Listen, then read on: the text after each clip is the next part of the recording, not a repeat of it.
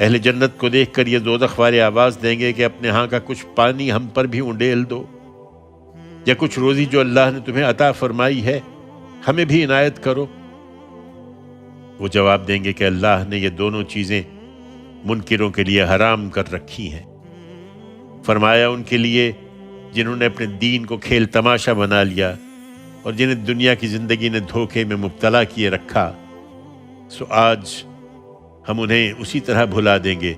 جس طرح وہ اپنے اس دن کی ملاقات کو بھولے رہے اور جس طرح وہ ہماری آیتوں کا انکار کرتے رہے۔ اس وقت اے پیغمبر، ہم تیری قوم کے ان لوگوں کے پاس ایک ایسی کتاب لے آئے ہیں جس کی تفصیل ہم نے علم قطعی کی بنیاد پر کی ہے، ان لوگوں کے لیے ہدایت اور رحمت بنا کر جو ایمان لائیں۔ کیا یہ اسی کے منتظر ہیں کہ جس چیز کی خبر دی جا رہی ہے اس کی حقیقت سامنے آ جائے؟ جس دن اس کی حقیقت سامنے آ جائے گی تو یہی لوگ جنہوں نے اس سے پہلے اسے نظر انداز کر دیا تھا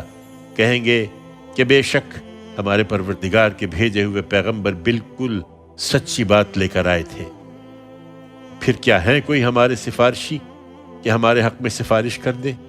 یا ہے کوئی صورت کہ ہمیں لوٹا دیا جائے کہ ہم اس کے خلاف عمل کریں جو پہلے کرتے رہے ہیں؟ افسوس،